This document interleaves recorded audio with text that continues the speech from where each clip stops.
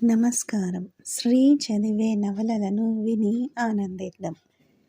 నారాయణరావు నవల 20వ భాగాన్ని విందాం. శారద, నువ్వు చదువుకున్నదానవు, తెలివైనదానవు, ఏమిటి సంగతి అని భర్త శారదను బ్రతిమాలినాడు. శారద అంత మొండిదైనదేమి? శారద తన్ను ప్రేమించుటలేదేమో అని ఒక అశరీరవాణి అతని హృదయమునకు మేరము వలె ప్రత్యక్షమైనట్లయినది. తాను కురూపియా, మూఢుడా? అనురక్తి విరక్తులకు మనుష్యుని రూపము గాని, గుణగణము గాని, అతని తెలివితేటలు గాని కారణములు కావు.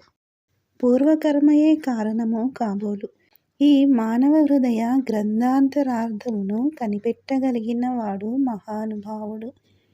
శారద కడకు మరల నారాయణరావు పోయినాడు. ఆ బాలిక నిలుచుండలేక అచటనే ఆ గది అంతయు పరచియున్న రత్నకంబళిపై కూలబడినది. అప్పటికి గడియారము 3:30 కొట్టినది. శారద కడకు పోయి అచ్చటనే కూర్చుండి, ప్రాణేశ్వరీ, శారద, ఈ శుభముహూర్తం ఇలా గొడ్డువేళ కాకూడదేమో. నువ్విట్లా పడుకోవడం బాగుండదు. వచ్చి ఆ మంచం పైన పడుకో. నీకు ఇష్టం లేకపోతే నేనా సోఫా పైన పడుకుంటాను. మనం వృధాగా మేలుకొని ఉండడం ఎందుకు? ఆమె తల వంచి అట్లే కూర్చున్నది. ఒకటి మాత్రం మరవకు సుమా, నేను నీకు భర్తనయ్యాను కదా అని నా అధికారాలు గాని, నాకున్న హక్కులు గాని నేను కోరను. నీకు ఇష్టం లేదంటావా? నా ముఖం నీకు మళ్ళీ చూపను. నీ మనస్సు కష్టపెట్టుకొనకు. మనము చదువుకున్న వాళ్ళము. నువ్వు పరీక్షలు నెగ్గుతున్నావు. నాగరికురాలవు. శారద మాట్లాడలేదు. నారాయణరావు తిన్నగా పోయి ఒక సోఫాపై చతికిలబడి నిట్టూర్పు నుంచి హృదయపుటమున పావకజ్వాలలు సెలరేగా చేతితో మొగము కప్పుకుని ఆ సోఫాపై వాలిపోయినాడు. శారద పరీక్షలో నెగ్గిన నాటి నుండి తాను విద్యావతిననియు, నాగరిక వనితననియు విర్రవీగినది. నవలలో చదివినట్లు చదువుకొన్న విద్యావంతురాలు ప్రేమ యొక్క తత్వము తెలుసుకొనవలె. ప్రేమాస్పదుడు కాని పురుషుడు పరపురుషుడే. ప్రేమ సంబంధమే విధివిహితమగు వివాహ బంధనము. ప్రేమాస్పదుడు గాని పురుషుని స్పృశించుటెట్లు? అమెరికా దొరసాని ఆమె ఉపాధ్యాయురాలు ప్రేమతత్వం ఆమెకు బోధించినది. పాశ్చాత్య దేశముల, ముఖ్యముగా అమెరికా ఖండములో పొరపడి వివాహం చేసుకొన్న స్త్రీ పురుషులు ప్రేమ లేదని గ్రహించిన నిమిషమున ఆ వివాహము రద్దు చేసుకొనెదరట. ఒకరి మీద ఒకరికి ప్రేమ లేదని తెలిసిన మరుక్షణము ఒకరినొకరు ముట్టుకొనరట. ఆమె ఇంటరు పరీక్షకు దీక్షతో చదువుచున్నది. ఇంటికడనే ఉండి చదువుచున్నది. చదువుకొను ఇతర బాలికలతో స్నేహము కుదిరినది. చదువుకొను బాలలు వివాహము చేసుకొనుట కన్నా వేరు పొరపాటు లేదట.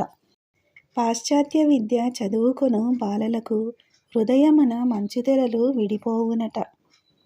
మొరకులకు స్త్రీలకు ప్రేమస్వరూపమే తెలియదు. వారు పశువుల వలె అత్తవారిళ్ళకు వెళ్ళెదరు. వారు భర్తకు సొత్తయి అతడేమి చేసినను భరించి జీవితాదర్శములను ఎరుంగక నశించిపోవుచుందురట. కాని చదువుకొను బాలికకు ప్రేమ అననేమియో తెలియను. వారి హృదయమున ప్రేమోదయము కాని అప్పుడు వారెట్లు వివాహము చేసుకొందురు? ప్రేమ కుదిరినచో ఆ పురుషునకు వారు సర్వస్వము ధారవోయుదురట. ఈ విషయములన్నీయు ఆ బాలికలు చర్చించుకున్నారు. తనకు వివాహమైనది. తాను భర్తను ప్రేమించుటలేదే.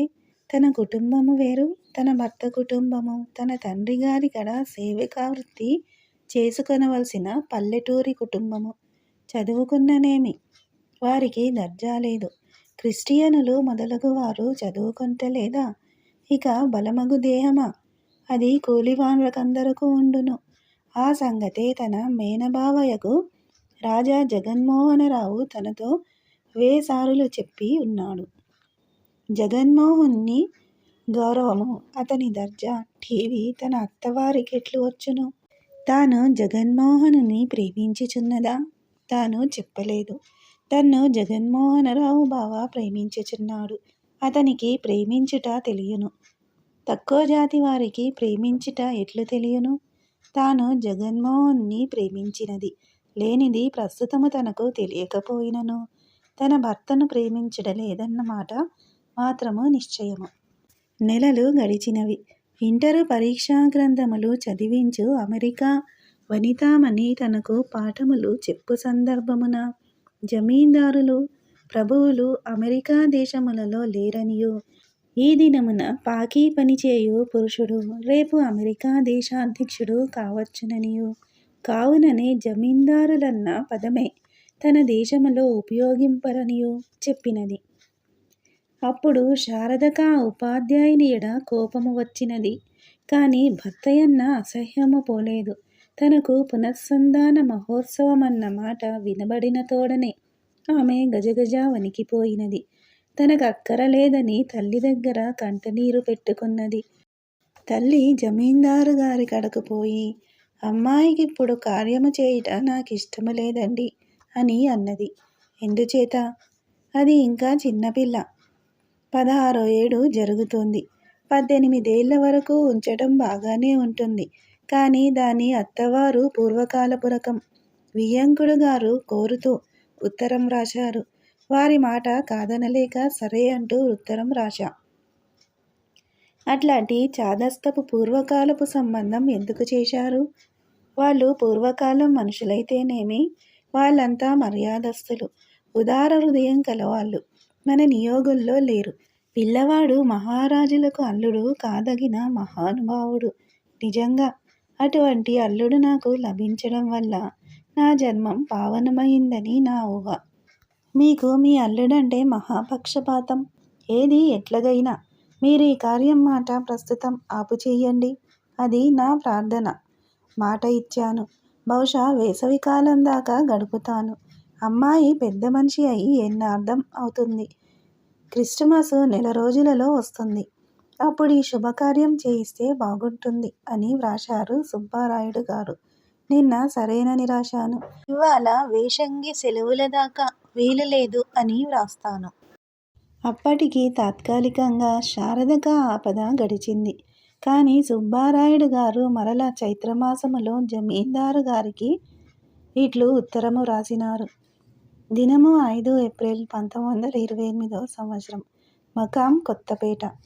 మహారాజ రాజశ్రీ శ్రీమంత పరరాజగండ మహాభట్టారక శ్రీ శ్రీ రాజా తల్లాప్రగడ లక్ష్మీసుందర ప్రసాదరావు బహద్దూర్ జమీందారు బావగారి సముఖమునకు. ఉభయ కుశలోపరి.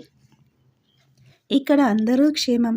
అక్కడ శ్రీ శ్రీ మహాలక్ష్మి సమానురాలగు అక్కగారి క్షేమమును శ్రీ శ్రీ వదినగారి క్షేమమును శ్రీరస్తు చిరంజీవి సౌభాగ్యవతులగు మా కోడళ్ళు శకుంతలమ్మ శారదల క్షేమమును శ్రీ శ్రీ మా అల్లుడు కుమారరాజ కేశవచంద్రరావు క్షేమమును బంధుమిత్రాదుల క్షేమమును వ్రాయించ కోరుచున్నాను. తర్వాత చిరంజీవి మా అబ్బాయి కార్యము తాము వెనుక తమ ఉత్తరములో సెలవిచ్చిన ప్రకారము ఈ వైశాఖ మాసంలో శుభముహూర్తములున్నవి. తారాచంద్ర బలాలు మొదలు సమస్త విషయాలలో గొప్ప ముహూర్తము కుదిరినది. కాబట్టి తామ ముహూర్తము పరిశీలించి అనుమతించవలయునని ప్రార్థించుచున్నాను. చిత్తగించవలెను. విధేయుడు సుబ్బారాయుడు రాలు. కుమారుని పునఃసంధాన మహోత్సవము త్వరలో జరగవలయుననియు కోడలు తన ఇంటికి త్వరలో కాపురమునకు రావలయుననియు మురియుచున్న నారాయణుని తల్లి భర్తను తొందరపెట్టి ఉత్తరం వ్రాయించినది. వియ్యంకుని ఉత్తరము జమీందారు గారు భార్యకు చదివి వినిపించి ఈ పట్టు తప్పదన్నారు. శారదగా సంగతి తల్లి చెప్పుటతోడనే 1-2 సంవత్సరముల వరకు తప్పిపోయినదని సంతోషించిన ఆ బాలిక విచారగ్రస్తురాలయి తల్లితో నెట్లయినా ఇంకొక సంవత్సరము వరకు ఇట్టివి తలపెట్టకూడదని చేయవలనని మరియు కోరినది. తల్లి భర్త కడకు పోయి శారద ఇంకను చిన్నపిల్ల అనియు ఇప్పుడింత తొందర ఏమి వచ్చినదనియు బాలికలకు 18వ ఏటి వరకు వివాహము చేయించవలను పడదని వాదించిన వారిలో మీరొకరు కాదా అనియు ఆమె భర్తతో వాదించినది. జమీందారు గారికి ఆమె మాటలన్నీయు సత్యపూరితములనియు తెలియను. ఈ పల్లెటూరి వారెట్టి తెలివి తక్కువ లేలజేతురో అని ఆయనను విసుగుకొన్నాడు. భర్త వ్యతిరేకముగా ఉన్నాడనుకొని ఇప్పుడీ శుభకార్యము శారదకే ఎంతమాత్రము ఇష్టము లేదని జమీందారిని చెప్పినది. జమీందారు గారు ఆ శారదకిష్టము లేదు. అవును, చిన్నపిల్ల, ఇంకనూ చదువుకొను పిల్ల. ఆటల సరదా అయినా వదల్లేదు.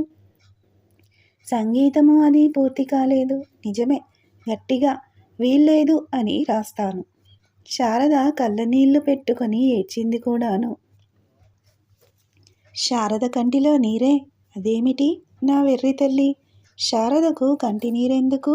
సిగ్గుచేతనేమో. చదువు చెడిపోవునని భయమా?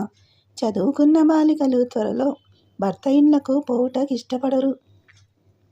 అయినా ఎంత ఆలోచించిననో శారద కళ్ళనీరు పెట్టుకున్నంతటి భయమేమియూ కనబడదే.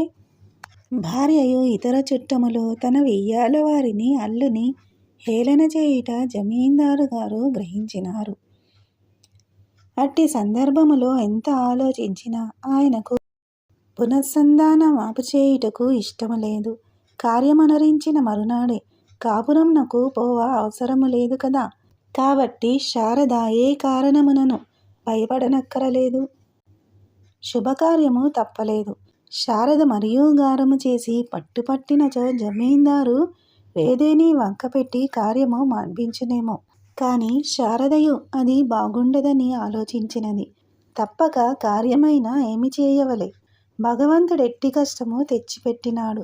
పేరునకు భర్త అయినను ప్రేమ లేదు. పరపురుషుడే కదా. పరపురుషుడెట్లు తన్నంటుట.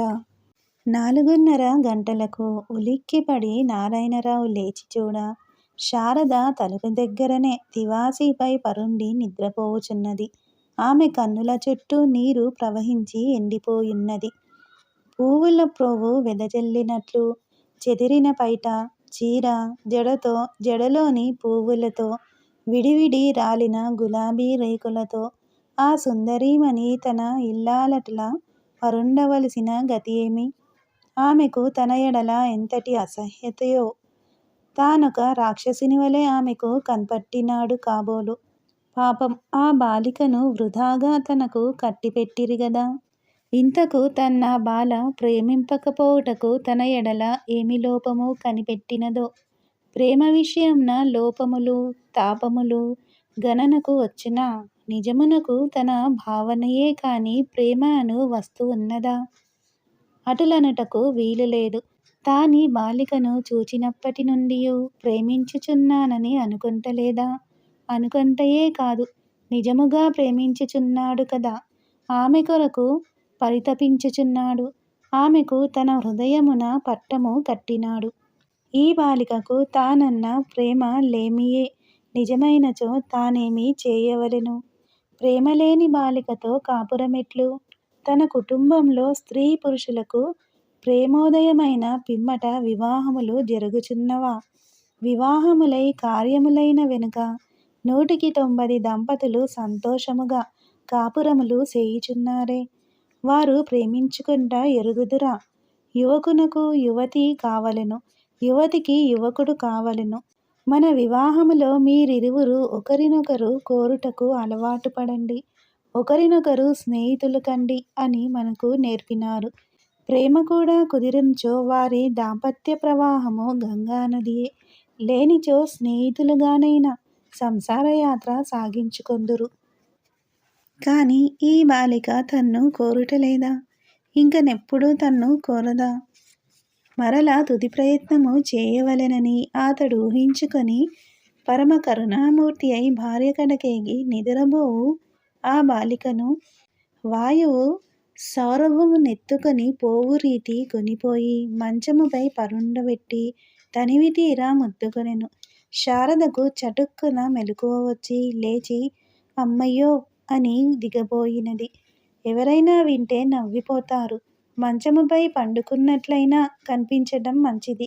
తెల్లవార వచ్చింది, లేచి వెళ్ళిపోవచ్చులే ఆఖరిసారి అడుగుతున్నాను. నీకు నా మీద ప్రేమ లేకపోవచ్చును. కానీ అనేక మంది సంగతి చూడు. మీ నాన్నగారి పెళ్ళి అయినప్పుడు మీ అమ్మగారి మీద ప్రేమ చేత పెళ్లి చేసుకున్నారా? అయినా ఎంత ప్రేమగా ఉన్నారు.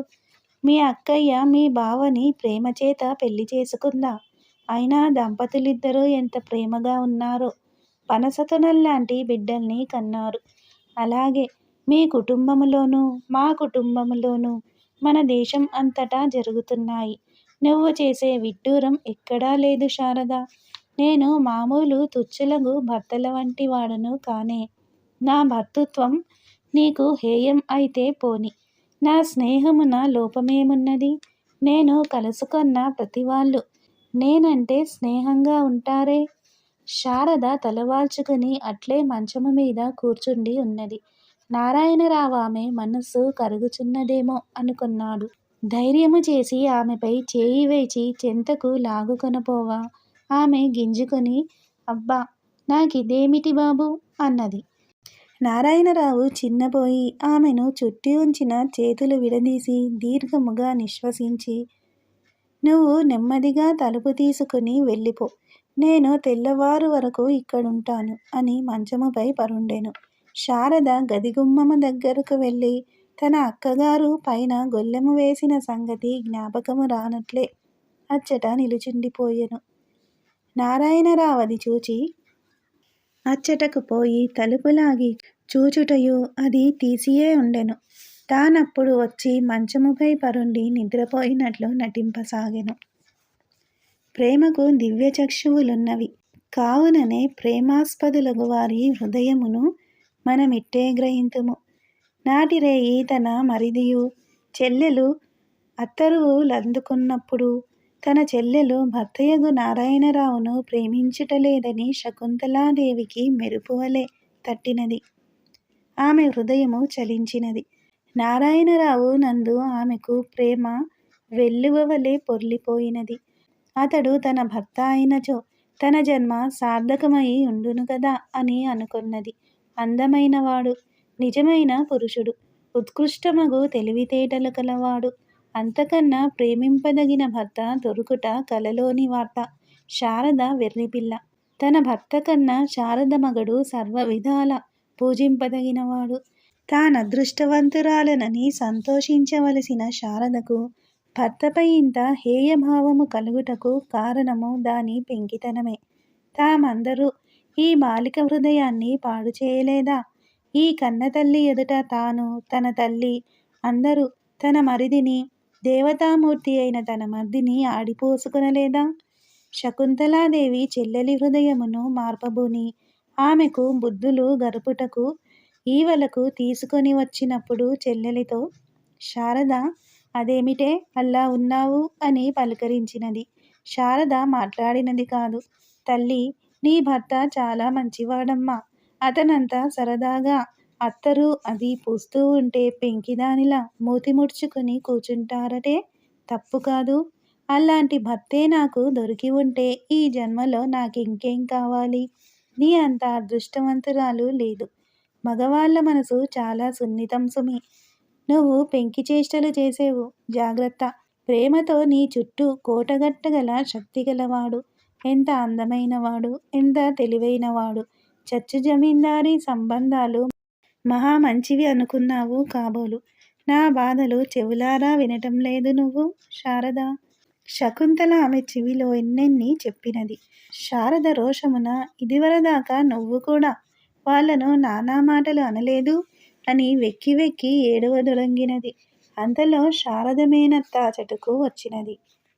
శారద లోనికి వెళ్ళనని పట్టుపట్టినది. జమీందారిని కొమరితకు భర్తపై అయిష్టమని తెలిసి సంతోషించినది. కాని గర్భాధానము నాటి రాత్రి కొమర్తె గదిలోనికి వెళ్ళదనట నలుగురకు తెలిసినచో ఏమనుకుందురో అని భయపడి లోపలికి వెళ్ళు తల్లి అని మాత్రం అన్నది. మేనత్తయు అక్కగారును 2 గంటలు బతిమాలి కోపపడి వాదింపనప్పటికీ ఆ బాల విధిలేక వెక్కి వెక్కి ఏడ్చుచు లోనికి బోవ సంసిద్ధమైనది. ముద్దుల కూతురు కాంచి జమీందారినియు కండ్ల నీరు క్రుక్కుకొనుచు బిడ్డను కౌగిలించుకొనెను.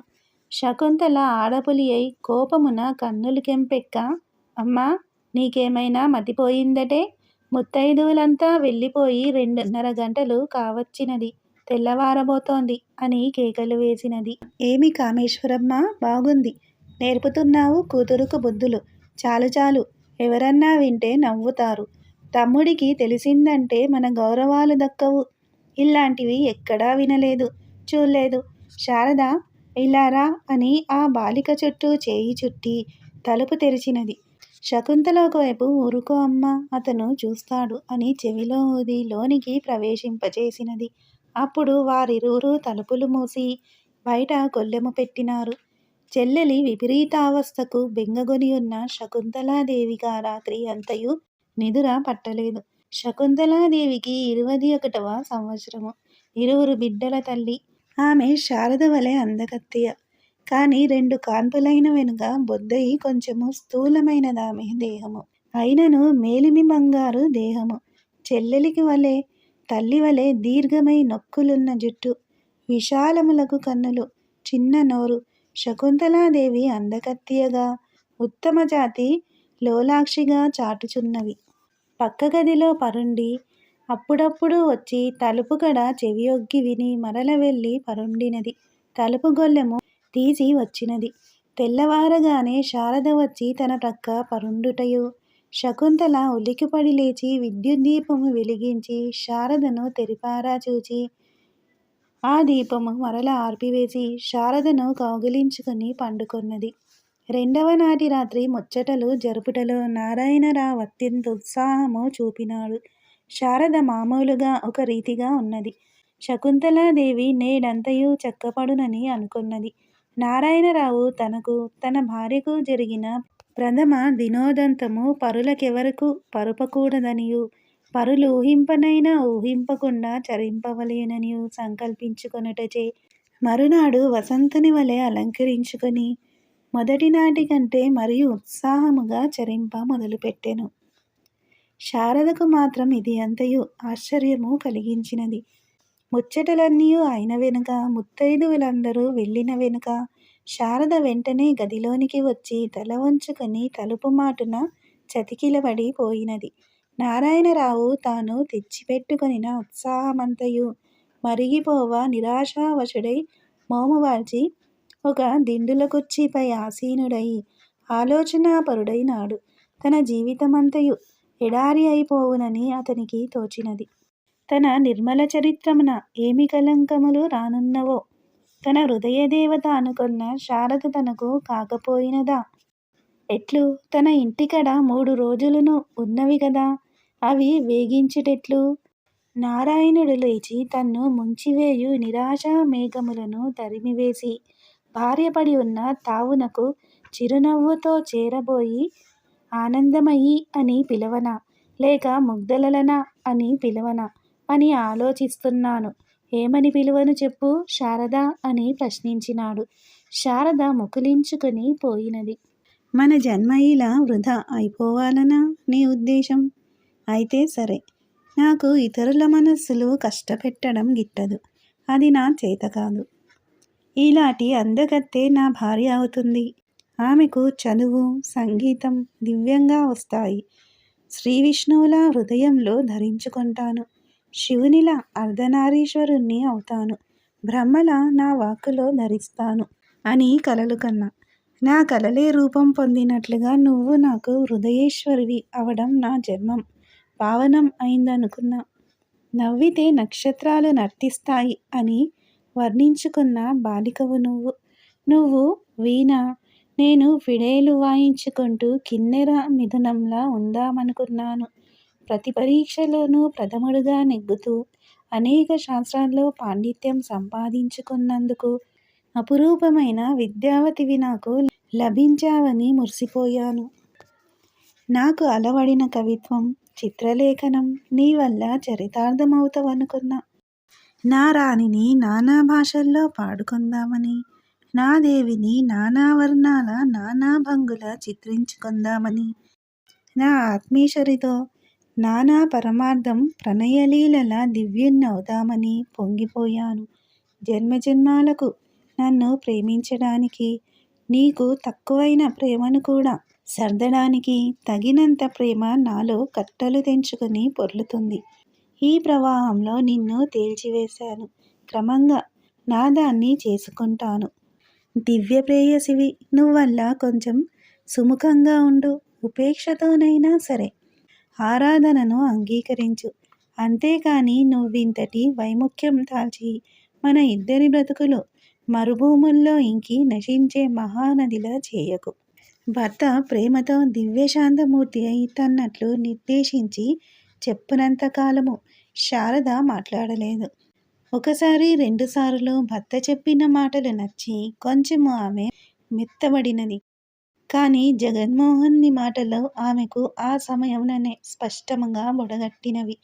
ప్రేమలేని మనుష్యుని ముట్టుకొనుట కూడా తప్పు సుమా శారద అని అతడు పదే పదే అన్న ముక్క పిడుగువలె చెవిలో వినపడినది. నారాయణరావు స్త్రీలతో ఒక విధముగా చనువుగా ఉండడు. ఇటులను శారదతో మాట్లాడగలిగెను. అతనికే తెలియదు. మరలా అతని నోట మాట రాలేదు. ఉస్సూరని వెడలిపోవజూచుచూ మాట్లాడవేమి శారదా అని జాలిగా ప్రశ్నించెను. శారద భయము నిండిన హృదయముతో నిజము చెప్పిన ఈయన వదులునను ఆశతో కంపితస్వరమున నాకు ప్రేమ లేదు అని గబుక్కున కన్నుల నీరు నిండా ఏడ్చినది. నారాయణరావు కొరడాతో మొగమున కొట్టినట్లయి చివుక్కున వెనుకకు తిరిగి మెదడు రక్తహీనమైపోవా తూలి లేచి అచ్చట నుండి వచ్చి సోఫాపై కూలబడినాడు. ఇకనేమున్నది? సర్వము ముగిసినది. అంతయు నల్లబడిపోయినది. ఆ మొక్కలే తనకు జన్మాంతరము దుఃఖితుడవు కమ్ము అని విధించిన శాపము. తాను కట్టుకొన్న దివ్య భవనము కూలిపోయినది. తన బ్రతుకు నిరర్ధకమైపోయినది. నారాయణరావు రాపడిన గుండెతో లోతులేని నవ్వుతో కపట నాటకమాడుచు అత్తవారింటికడ, కొత్తపేటలో తన ఇంటికడ తక్కిన యామినులెట్టులో వేగించినాడు. మిత్రులకైనా తెలియనీయలేదు. పునఃసంధాన మహోత్సవమిట్లు ముగిసినది. తన ఇంటికడ తండ్రి సత్యనారాయణ వ్రతము సంకల్పించినారు. ఎటుల జరిగినదో ఏమి జరిగినదో శారద పుట్టిల్లు వచ్చి చేరినది. ఆమెకు తాను భర్త ఎడ చేసిన మహా అపరాధము అవగతమైనది. తన తండ్రికిని తన భర్తకును దోషమునరించినాను అన్న భావము వ్యక్తావ్యక్తమై ఆమెకు తోచినది. బాలకుడగు కేశవచంద్రుని హృదయమున ఏదియో అనిష్టము జరిగినదన్న ఆందోళన కలిగి పెద్దక్క గారి కడకేగి చిన్నబావ మంచివాడు పెద్దక్క అనెను. శకుంతల తమ్మునెత్తుకుని ముద్దు పెట్టుకొన కేశవచంద్రుడు పెదవులు ముడుచుకొనుచు పెద్దక్క చిన్నబావ మంచివాడు కాడా అని ప్రశ్నించెను. అయితే మీ పెద్ద బావగారు మంచివారు కారన్నమాటేనా? కాదు. ఎందుచేత? ఏమో. అతడు శారద కడకేగి చిన్నక్కగారి మోము తీక్ష్ణముగా ఆలోకింపుచూ చిన్నక్క, మా చిన్నబావ దేవుడి అవతారము కాదు. నిజంగా నేను నమ్ముతానని అనెను. శారద అతని మాటలకు ఉలిక్కిపడెను. శకుంతల తన చెల్లెలిని చేరి శారద, మీ ఆయన చెన్నపట్టణం వచ్చేటప్పుడు మన ఊరు వస్తారటే అని అడిగినది. శారద తనకు తెలియదని సూచించినట్లు తల తిప్పినది. శకుంతలకు మరిదిపై అపేక్ష ఇనుమడించినది. నిర్మల హృదయముతో తల్లికడ, చెల్లికడ, మేనత్తకడ, తండ్రికడ అతని పరిపరి విధములా పొగడచొచ్చినది. శారదకు తన సహోదరి మాటలు కష్టములై ఆమెను చేరుటకు సందేహించుచు వీలైన తప్పించుకొనుచు మెలగజొచ్చినది. రానున్న భయంకరమగు విపత్తు తప్పినట్లయినది. భర్త బలవంతము చేయునేమో అని ఆమె భయపడినది. కానీ అతడంతా నెమ్మదిగా సంచరించుటచే ఆమెకు హృదయము నుండి పెద్ద బరువు తీసివేసినట్లయినది. చదువు విషయమై ఎక్కుడు శ్రద్ధ వహింప ఆరంభించినది. పూర్ణకంఠమున సంగీతము దివ్య కిన్నెర స్వరముతో నర్తన చేయ తనలోనే మోహమావరించిపోవ త్యాగరాజ భక్తిగీతములు మరియు ఆనందముగా పాడుకొనజొచ్చినది. శకుంతల శారదను చూచి ఈసును మెప్పును ఉట్టిపడ, నీవదృష్టవంతురాలివే చెల్లి. నీకు మహారాజు కుమార్తెలు కోరితే దొరకని మొగడు దొరకడే తల్లి. పాడుకో. నా కంఠం ముక్కలైపోయింది. మీ బావకు నాకు ఎప్పుడూ వచ్చే వాగ్వివాదంతో గొంతుకలో అపశృతి వచ్చింది. వీణ వాయించుకోవడమే లేదు. పిల్లలిద్దరూ ఎప్పుడూ అల్లరే. శారద తన అక్కగారి పిల్లలను సంతతము ఆడించున్నది. ఈ రోజులలో ఆ బంగారు తొనల బాలికలిద్దరూ ఒక్క నిమిషము వదలలేదు. జమీందారుల ఇండ్లలోని ఆడవారిట్టులే సంచరింతురా, లేక తనకు మాత్రం ఇట్లు జరిగినదా? సంగీతముపై మనస్సు పోలేదు. తమ తోటలోనికి పోయి చెట్లతో తన హృదయము విప్పుకొన్నాడు. చెట్టు చేమలను చేరబోయి, చూచినారా నా చెలిని అని అడిగిన కావ్యనాయకుల చేష్టలాతనికి జ్ఞప్తికి తగిలి నవ్వు వచ్చినది. గులాబులు, మల్లెలు, సంపెంగలు, లెజిస్ట్రోమియనులు, బోగెన్విల్లాలు తన్ను చూచి కరుణ ఒలికించుచున్నట్లు తోచినది నారాయణరావుకు.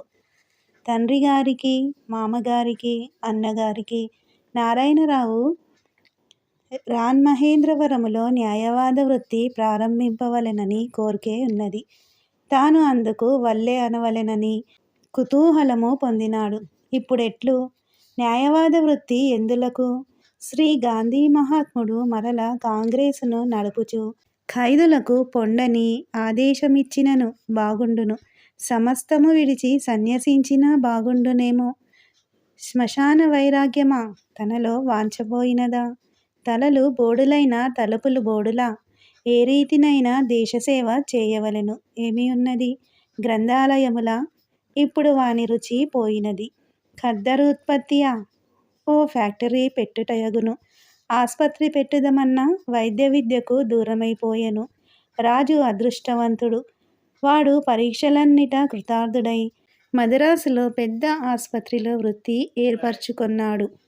పరమేశ్వరుని హృదయము మెత్తనిది. అతడు సంతోషజీవి. కష్టములున్నవని గుర్తింపలేడు. అందములేని ఎడారివలే కనిపించు తన జీవితం ఇంకా కడతేరుట ఎట్లు? తన జీవితములోని కళ నశించిపోయినదేమి? సంగీత, సాహిత్య, చిత్రలేఖనాల్లో తనకేమి పని?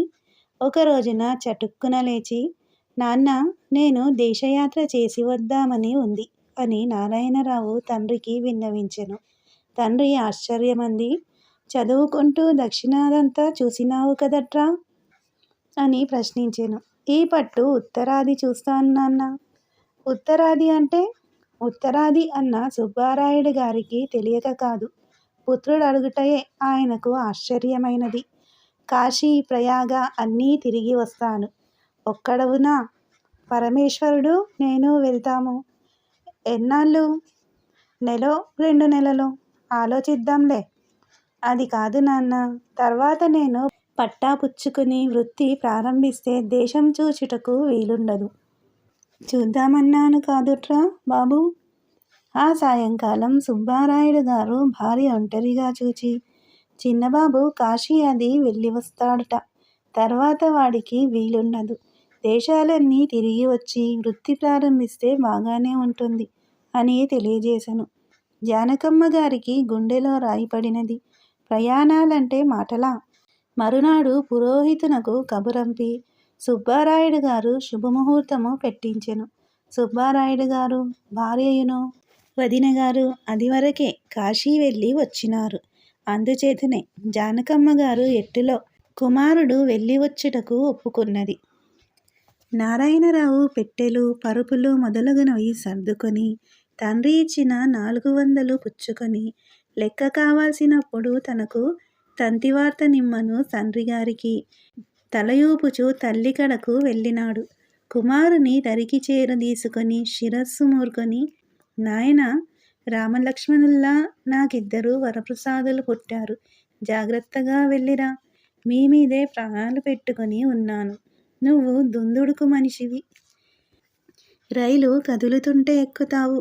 వాడికి వీడికి ఆపత్తు వచ్చిందని పరుగెత్తుతావు. జాగ్రత్తరా తండ్రి అని ఆమె ఆశీర్వదించి కుమారుని పంపెను. శుభకార్యమునికై వచ్చిన బంధువులు, అక్కగార్లు, చెల్లెలు ఎవరి ఇళ్లకు వాళ్ళు అప్పుడే వెళ్ళిపోయినారు. సూర్యకాంతమునకేమీ తోచటలేదు. ఆ బాలిక అన్నగారి కడకు వచ్చి, నువ్వు వెళ్ళిపోతున్నావా అన్నయ్య? నాకసలే తోచదు అన్నది. నారాయణరావు చెల్లెలిని దగ్గరకు తీసుకుని, సూర్యుడు నీకేమిటి తెచ్చిపెట్టనే అని అడిగినాడు. నీకే తెలుసును అన్నయ్య, అన్నిటికన్నా నువ్వు దబ్బున రావడం కావాలి చిన్నన్నయ్య. అలాగా తల్లి, ప్రేమ పదార్థము దాగదు. ఈ బాలిక తన చిట్టి చెల్లెలు, ప్రేమంపు ముద్ద, ఆమె హృదయము నవనీతము. ఈ బాలికను వివాహము చేసుకున్న రామచంద్రుడే పూర్ణముగా అదృష్టవంతుడు. వీరిద్దరి జీవితము చూడముచ్చటాగును కదా. కినైను బైసల్ఫేటు మాత్రలు, కినైను సాలిసిలీసు, టించరు ఐడిను, టించరు బెంజాయిను, లైజాలు, హైడ్రోజన్ పెరాక్సైడ్, ఆనంద భైరవి, శీతాంకుర రసము, సన్నిపాత భైరవి, పైత్యాంతక రసము, సుఖ విరోచన మాత్రలు, పర్మాంగనేటు మాత్రలు, కాలోమెల్ మాత్రలు, అమృతాంజనము, ప్రోడయేరియా మందు మొదలగు ఔషధములు, 60 అడుగుల గట్టి త్రాడు, వంటగిన్నెల సెట్టు, నెయ్యి వీషెడు పప్పు నూనె, కొంత బియ్యము, పచ్చికారపు పొడి, ఎండుమిర్చి, చింతపండు, కొన్ని కూరలు, ఆవకాయ, మాగాయ, పాత చింతకాయ, నిమ్మకాయ, గోంగూర పచ్చడి, చారుపొడి, కారపొడి, చాకు పెద్దది ఒకటి, చిన్నది ఒకటి, గాలి తుపాకీ, కర్ర కత్తి, 2 నెలలకు సరిపోయిన బట్టలు, 2 దోమతెరలు, ప్రయాణపు మడత మంచములు, చిన్న పరుపులు 2 తోలు పెట్టెలు, 2 దేవదారు పెట్టెలు సర్ది సిద్ధమైనాడు నారాయణరావు. ఈలోన నారాయణరావు పరమేశ్వరమూర్తికి తనతో దేశయాత్రకు రమ్మనియు, ఖర్చులన్నీ తానే పెట్టెదననియు, భార్యనామె పుట్టింటిలోన గాని అతని తల్లిదండ్రుల కడ గాని దిగబెట్టి రావాలిననియు, ఈ సమయము దాటినచో మరల పరమేశ్వరునకు దేశయాత్ర చేయుటకు వీలు దొరకదనియు వ్రాసినాడు. పరమేశ్వరమూర్తి వెంటనే దేశోద్ధారక నాగేశ్వరరాయుని కడకు పోయి సెలవు పుచ్చుకొని భార్యను తీసుకొని ఆమె పుట్టింట గ్రామమగు బెజవాడలో వదిలిపెట్టి నారాయణరావును రాజమహేంద్రవరములో కలుసుకొనెను. వారశూలలు, రాహుకాలము, గుళిక కాలము, వర్జము లేకుండగను, నక్షత్రము, వారము, తిథి రాశిరహితము చేసి తారాబలము చూచుకొని పుష్కర సమయ ముహూర్తమున తల్లిదండ్రులు, పెదతల్లి మొదలగు పెద్దల పాదములకు నమస్కరించి చెల్లెలిని ముద్దుకొని మోటారుపై బయలుదేరినాడు నారాయణరావు. ప్రయాణమగుచుండ ముత్తైదువు ఎదురుగా వచ్చినది. ఆ సాయంకాలము ప్యాసింజరు బండికి పరమేశ్వరమూర్తి రాజమండ్రి స్టేషనుకు నారాయణరావు అతని తన బావమర్ది లక్ష్మీపతి ఇంటికి తీసుకొని పోయెను. ముగ్గురు స్నేహితులు ఆ రాత్రి అంతయు ఇష్టానిష్టి కాలము పుచ్చిరి. లక్ష్మీపతి తానును రావల్యునని ముచ్చటపడెను కాని సెలవు దొరుకుట వీలులేనందున ఆగిపోవలసి వచ్చెను. మరునాడు ఉదయము రమణమ్మ తెల్లవారగట్లనే వేపుడు కూర, ఉల్లిపాయ పోపుతో కాల్చిన వంకాయ పచ్చడి, ఆవకాయ, పెరుగు, వేడి అన్నముతో భోజనము పెట్టినది అన్నగారికి. పరమేశ్వరునకును మేనత్తకు నమస్కృతులిడి ఆమె ఆశీస్సులంది రమణమ్మను తన దగ్గరకు చేరదీసుకొని, రమణ, నీకు బాచిగాడికి చిత్రాలు పట్టుకొస్తాను అని ఆమెతో చెప్పి లక్ష్మీపతి వెంటరా నారాయణరావు పరమేశ్వరునితో ఇన్నీసుపేట నుండి పెద్ద స్టేషనుకు 2 జట్కాల మీద బయలుదేరెను. ఇంటరులో వారిద్దరూ కురదా రోడ్డు స్టేషను మీదుగా పూరీకి టికెట్టు పుచ్చుకొన్నారు. 10 గోల్డ్ ఫ్లేకు సిగరెట్టు డబ్బాలు, 10 త్రికాజిల్స్ డబ్బాలు పుచ్చుకొని ఇన్ని గ్రంథములు కొని మెయిలు ఎక్కి లక్ష్మీపతికి చేతిని చూపించి మెయిలుబండి సాగగా దానితో వారును సాగినారు. భారతదేశము ఆదియుగము నుండి ప్రపంచమునకు నాగరికత, మానవ ధర్మము, ఆధ్యాత్మిక తత్వ విచారము నేర్పుచూనే ఉన్నది. సేతు హిమాచల పూర్వ పశ్చిమ సముద్ర పరివృతమగు భారతదేశమున ఎన్ని జాతులు, ఎన్ని రాజ్యములు అవతరించి వృద్ధి అయి ఉత్కృష్ట సంప్రదాయముల సృజించి నశించిపోయినవో, ఒక జాతిలో నుండి వేరొక జాతి జనించినది, నూతన జాతులను తనలో చేర్చుకొన్నది, పూర్వ సంప్రదాయముల విజృంభింప చేసినది. భిన్నత్వమున ఏకత్వము, ఏకత్వమున భిన్నత్వము సూచింపుచు భగవంతుని విశ్వరూప సందర్శనం అన్నట్లు విజాతీయులకు భిన్నత దూషితమై తోచినది. మహానది వలె ఎటనుండి ఎటకు పోవుచున్నదో భారతీయ మహాచరిత్ర. నారాయణరావు పరమేశ్వర్లకు పూరి మహాపట్టణమున కోనార్కులో భువనేశ్వరములో కనుపించిన కేసరి గంగా కళా చమత్కృతియు ఉత్తమ నాగరికతయు వారి ఆలోచన పూరితుల ఆనంద వికసితులను చేసినది. భారతదేశములో సూర్యునకు ప్రత్యేకము గుడులు 2-3 చోటలనే ఉన్నవి. ఒకటి ఒడ్రదేశములోని కోనార్కు. కానీ కోనార్కు దేవాలయమునను ప్రతిష్ఠ జరగలేదు. మహారాజు సూర్యదేవునకు దేవాలయము సంకల్పించి తన ఆస్థాన మహాశిల్పిని ఆ కార్యమున నియోగించెనట. ఆస్థాన శిల్పికొక పుత్రుడున్నాడు.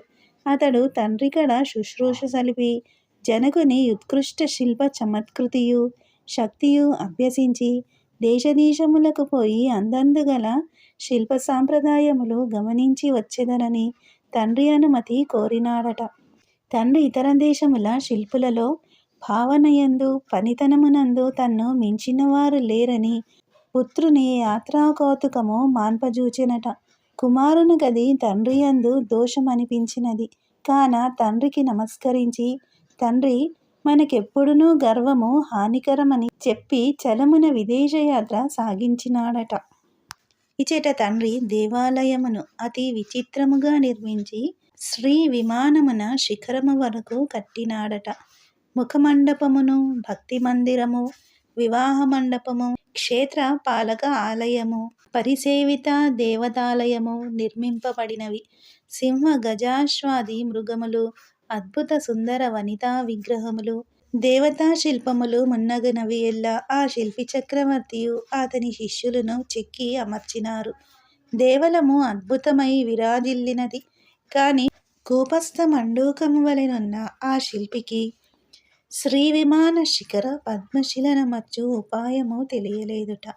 అతడంతట మహారాజుతో నిజము వర్జింపక తనకొక ముఖ్యావసరమగు కార్యమున్నదని చెప్పి ఇతర దేశ శిల్పులను రహస్యమడిగి తెలుసుకొనుటకు బయలుదేరి పోయినాడట. ఇంతలో దైవజ్ఞులు 15 దినములలో మంచి ముహూర్తమున్నదనియు కొన్ని సంవత్సరముల వరకు అట్టి ముహూర్తము మరల దొరకదనియు మహారాజునకు విన్నవించినారట. మహారాజు సమయమునకు శిల్పి దేశాంతర గమనమగుటకు వగచి అతని శిష్యులలో శిఖరమమర్చగలవారుండిరా అని పృచ్ఛచేసి ఎవరునూ లేకుండుటకు చింతాకులుడై తన శిల్పికై చారుల పంపినాడు. ఇంతలో ఆ స్థానశిల్పి కుమారుడు తన యాత్ర ముగించుకొని నిజపురికి తిరిగి వచ్చి ఈ సంగతులన్నీయూ విన్నాడు. తండ్రిగారికి అపఖ్యాతి వచ్చినట్లున్నదని భయపడి ఆ కార్యమునకు తానీయకొని వలయు సన్నాహములన్నీయూ అనర్చుచుండెను. జనకునికి అలవికాని ఈ కార్యము తాను సాధించినచో అభిమానియగు అతనికి కోపము రాగలదని సంశయించి ఆ కుమారశిల్పి ప్రచ్ఛన్నుడైయుండి తన వారికెవ్వరికి నిజస్థితి తెలుపకే కార్యమునకు పూనుకొనెను. 10-12 బారువుల బరువుగల శిఖరశిలను విమానమూలమున ప్రక్కగా ఒక ఇసుక దిబ్బపై పెట్టించి మహారాజుతో రాజునకు వేలకు వేలు బండ్లు సముద్రము నుండి ఇసుక తెప్పించి ఆ దిబ్బ ఎత్తు చేయించ కోరెనట. బండ్లు వచ్చి ఇసుక దిబ్బ ఎత్తు చేయుచున్న కొలది ఆ బాలశిల్పి ఆ శిఖర పద్మశిల ఆ దిబ్బ మూపు పైననే ఉండునట్లు చూచుకొనుచుండెను. 3 దినములలో పర్వతము వలె ఆ ఇసుక దిబ్బ శిఖరము కన్నా నెత్తుగా 124 అడుగులు లేచినది. విమాన శిఖరశిలము ఆ దిబ్బ మూపుననే ఉన్నది. అప్పుడా విమానశిల కడుగున నుండి విమాన శిఖరమునకు కట్టి దూలపు కమ్మీలు చేర్పించినాడు ఆ బాలశిల్పి. రాతికి ఇటు అటు తాళ్లను కట్టి కమ్మీలపై జరిపించి శిఖరముపై ఆ శిఖరశిలనమర్చి కమ్మీలు లాగించి వేసినాడు. రాజు ఆ మహాకార్య కౌశలము దినదినము వచ్చి చూచుచు కార్యసాఫల్యమునకు సంతోషించుచు విమాన శిఖరశిల అమర్చు రోజున దేశదేశముల నుండి జనము వచ్చి ఆ చిత్రము చూచి ఆనందించిరి. ఆ వచ్చిన వారిలో ఆస్థాన శిల్పియు ఉన్నాడు. అతడు వచ్చిన వాత ఎవరూ ఎరుగకుండా ఆ శిల్పి చిన్నబోయిన మోముతో ఆ జనమహాసముద్రమున చేరి విచిత్రమును చూచుచుండెను. ఈ నవల మీకు నచ్చితే సబ్స్క్రైబ్ చేయండి, షేర్ చేయండి, లైక్ చేయండి, బెల్ ఐకాన్ను ప్రెస్ చేయండి. శ్రీ ఛానల్ ఆడియో నవలను వింటున్నందుకు ధన్యవాదములు.